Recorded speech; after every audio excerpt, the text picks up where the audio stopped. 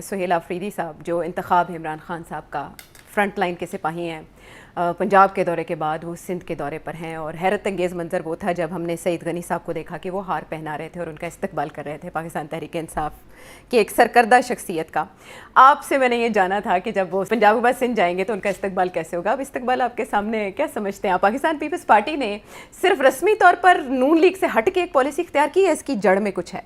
नहीं, देखिए फ़र्क नून लीग में और पीपल्स पार्टी में ये है, पीपल्स पार्टी ने अभी भी अपने डिमांड्स एस्टैब्लिशमेंट के आगे रखे हुए, नून लीग ने कोई डिमांड्स नहीं रखे हुए, पहली बात। तो पीपल्स पार्टी तो अभी भी कशमकश तो लड़ाई झगड़े में थोड़े बहुत मूड में रहती है, इश्यूज़ के ऊपर इश्यूज रखे हुए हैं जो कि हमने बहुत दफ़ा डिस्कस किए हैं। जी। अच्छा, दूसरी बात यह है कि पीपल्स पार्टी को उतना ख़तरा नहीं है पीटीआई से जितना ख़तरा नून लीग को है, या मुखालिफत नहीं, ख़तरा नहीं है तो मुखालफत क्या? हाँ नहीं, वो वैसे भी नून लीग के ज़्यादा वैरी है पीटीआई। वो इसलिए बिकॉज पंजाब के ऊपर जंग रही ना पहले जी। मगर पंजाब में तो पीपल्स पार्टी की रेट चलती नहीं है, तो अब तो पीटीआई की रेट चलनी शुरू हो गई है वहाँ। पता नहीं 4 साल के बाद क्या होगा। अगर मरियम के सारे रिफॉर्म्स जो हैं वो कामयाब हो गए तो हो सकता है नून लीग वापस रिसर्जेंस हो जाए, but it's too early to say. But इस वक्त तो जो सेंटिमेंट है वो स्टिल प्रो पीटीआई। अच्छा, आगे आइए कि ये अब वहाँ जा रहे हैं कराची। अच्छा, मैंने एक तबसरा किया था पहले, मैंने कहा था कि मेरा ख्याल है कि अगर फ्री हैंड मिल जाए पीटीआई को जी, तो सिंध के अंदर तो शायद आसानी से नहीं, लेकिन कराची में इनकी चांसेस अच्छी हैं। तो मुझे वहाँ कराची से कुछ दोस्त यार हैं जो एनालिस्ट हैं, उन्होंने कहा यार नहीं तो आपको नहीं कराची का पता, कराची कभी भी पीटीआई को सपोर्ट नहीं करेगा और सिंध भी पीटीआई को सपोर्ट नहीं करेगा, तो आपका तज्जिया जो है ये ठीक नहीं है। अच्छा, मैंने कहा अच्छा ठीक है, आप लोग वहाँ रहते हैं, आप बेहतर जानते हैं कि कराची की क्या सूरत हाल है, मगर मैं अभी भी समझता हूँ, अभी भी समझता हूँ अच्छा कि कुछ ऐसे इश्यूज हैं जिसको याद रखना चाहिए व्हेन डूइंग द एनालिसिस। एक तो ये है कि इमरान खान के बगैर पीटीआई कुछ भी नहीं है, मगर अगर इमरान खान पीटीआई को लीड कर रहा हो बाहर सड़कों पे और देहातों में और प्रोविंसेस में तो बड़ा फ़र्क पड़ जाएगा। मगर ये भी डिपेंड करेगा ना कि किन कंडीशंस के अंदर वो बाहर आते हैं और लीड करते हैं। अच्छा, ठीक है, और फिर नून लीग के साथ क्या होता है और पीपल्स पार्टी के साथ क्या होता है विज़-अ-विज़ द एस्टैब्लिशमेंट, उसके कॉम्प्लेक्स इशू है। तो मगर भूलना नहीं चाहिए कि हो सकता है एक दिन ऐसा दिन आए, we can't rule it out. दूसरी चीज़ ये है कि मैंने कहा था कि एक बैरोमीटर जिसे कहते हैं वो होगा कि पीपल्स पार्टी गवर्नमेंट जो है कितनी खुली छुट्टी देती है पीटीआई को अपने जलसे जुलूस करने में। बिकॉज अगर पीपल्स पार्टी ये कहती है कि कराची भी हमारा है और एमक्यूएम कहती है कराची भी हमारा है और जमात इस्लामी कहती है कराची भी हमारा है, तो अगर इन तीनों का है तो फिर पीटीआई की तो कोई गुंजाइश नहीं है। तो चले फिर इनको खुली छुट्टी दे दें, देखें ये क्या करते हैं वहाँ, कितने बड़े क्राउड्स लेके आते हैं, कितने बड़े जलसे करते हैं, क्या जज्बा दिखाते हैं एंड सो ऑन। ठीक है, तो मैंने कहा था ये समझ आएगी इस बात से कि ये हो सकता है वहाँ के नहीं हो सकता जी। और मुझे अभी लग रहा है कि ये नहीं होने जाएगा। पीपल्स पार्टी एक हद तक सलाम दुआ जप्पी सिर्फ ये दिखाने के लिए कि हम पंजाब से मुख्तलिफ हैं। हाँ, और उसकी वजह भी ये है ना कि पीपल्स पार्टी ये समझती है कि जैसे भी है सिंध के अंदर जो इलेक्शंस हुए हैं they have been freer and fairer than the elections in Punjab. अच्छा, और वो समझते हैं कि पंजाब वाले तो रिग्ड इलेक्शंस के जरिए आए हैं, हम तो रिग्ड इलेक्शंस के जरिए नहीं आए, हम तो अपनी पावर के ऊपर आए हैं। ये उनका एक मौक़िफ़ है। अच्छा, अब इसमें कुछ हकीकत भी है। वो और बात है कि जिस तरीके से इलेक्शंस होती हैं वो मतलब they are already rigged in favour of the standing political establishment. वही लोग आते हैं, वही लोग खिलाते पिलाते हैं, वही लोग करप्शन करते हैं, वही लोग। तो एक सिलसिला है पुराना वहाँ, लॉयल्टी भी है, नेशनलिज्म भी है, पीपल्स पार्टी को सपोर्ट करना, मार्टरडम्स भी है, कंटिन्यूटी भी तो जाहिर है उनकी, हर कोई यही देखता है। तो पीपल्स पार्टी कॉन्फिडेंट है कि हमारा वोट कहीं नहीं गया।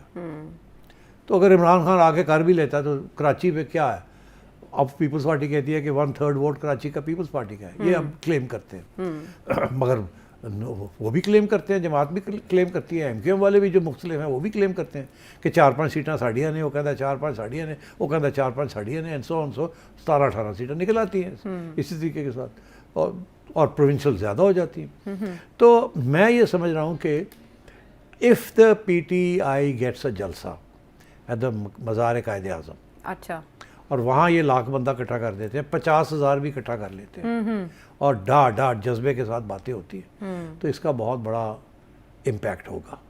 अच्छा, लेकिन इजाज़त का मामला लटका रहा काफ़ी, ये बड़ा इंटरेस्टिंग है ना, इसकी क्या वजह? मैं सोच रहा था, आपने मुझे भी करेक्ट किया था, मुझे याद है, मैं ये सोच रहा था कि ये तो प्रोविंशियल गवर्नमेंट का रेट है, वो आपने बताया नहीं ये तो फेडरल गवर्नमेंट की रेट है, ये कायदे आज़म का बाजार जो है वो फेडरल एरिया है। Very interesting, I didn't know that, I must confess. तो इसका ये मतलब है कि उसकी इजाज़त जो है वो सिंध गवर्नमेंट से नहीं लेनी, फेडरल गवर्नमेंट से लेनी है जी। और मैं समझता हूँ सिंध गवर्नमेंट बड़ी चलाकोमासी निकली है। चलाकोमासी, हाँ बिल्कुल चलाकोमासी है ना। हाँ जी हाँ, हार पाओ ये करो। मीनारे पाकिस्तान पे इजाज़त नहीं दी गई पंजाब हुकूमत की जानिब से, तो अब क्या होगा? और वो जाहिर है फेडरल गवर्नमेंट ने कहा था कि नहीं देनी, तो अब क्या फेडरल गवर्नमेंट देगी वहाँ इजाज़त? ठीक। और क्या ये फेडरल गवर्नमेंट और पीपल्स पार्टी मिली भगत है ये कि हम आप पे डाल देंगे? हाँ मिले हुए, और आप आखिरी वक्त तक चुप करके बैठे रहिएगा, हम कहेंगे इजाज़त की इंतज़ार करें, इतवार आके चली जाएगी, तो क्या होगा फिर? तो I think we have to wait and see. अगर मेरी थ्योरी करेक्ट है कि पीटीआई का सपोर्ट है वहाँ, तो फिर इनको इजाज़त नहीं मिलेगी। और अगर सपोर्ट नहीं है जेन्युइनली ऑब्जेक्टिवली, और फेडरल गवर्नमेंट और सिंध गवर्नमेंट यही समझती है 5-10 हज़ार बंदा आ जाएगा, कुछ हम रोक लेंगे, कुछ ये आ जाएंगे, और फेल हो जाएगा, तो that's better to allow them to do that. तो लेट्स सी व्हाट हैपेंस। लेकिन सेठ साहब, जब पाकिस्तान तहरीक इंसाफ कोई भी जलसा करती है या इकट्ठ करती है तो उससे मसाइल तो होते हैं। एक ब्रेकिंग न्यूज़ बनती है और ख़बरें प्रॉब्लम करती हैं। हमने पिछले दिनों एक प्रेस कॉन्फ्रेंस देखी जिसमें सुहेल अफरीदी साहब और असद कैसर साहब के बयानात चलाए गए और बाकायदा इनको टारगेट किया गया। पीपल्स पार्टी की जानिब से ऐसा वेलकम और प्रोटोकॉल भी, ये क्या मैसेज है उनको? नहीं ठीक है, ये सब मिली भगत बता के, ये नहीं है कि जी you are opposing the federal government और you are opposing the establishment. ये इतनी ऑटोनॉमी तो होती है ना, इसके एक्सप्लेनेशन भी होते हैं कि कोई ख़तरा नहीं है, फिक्र की कोई बात नहीं है, you know we don't want to do that, और इसके ऊपर मदाखलत भी नहीं होती। ये नहीं है कि उनको पीपल्स पार्टी वालों को कहा जा रहा है इस्टेब्लिशमेंट की तरफ से या फेडरल गवर्नमेंट की तरफ से कि आप ये नहीं कर सकते, ऐसे नहीं होता। ये इशारों में होती है बात, थोड़ी बहुत रखी जाती है इज्जत एक दूसरे की, right of manoeuvrability and political decision, सियासी गुंजाइश रखी हाँ सियासी गुंजाइश, आंख मार के जैसे अभी तो अब ये है फैसला कहीं और होगा, और वो फैसला इसी बेसिस पे होगा कि क्या इनको एक्सपोज करना है या इनसे बच के रहना है। अगर असेसमेंट ये है कि जी इनके पास कुछ भी नहीं है, आण दो, किन्ने बंदे कर लेंगे, फेल हो जाएगा, अच्छा, तो आण देंगे। अगर असेसमेंट ये है कि नहीं गड़बड़ ना हो जाए, ये कोई वो हमारे गले ही ना पड़ जाए, तो फिर नहीं आने देंगे। तो that's why I am waiting to see कि what will happen. I don't want to make a prediction.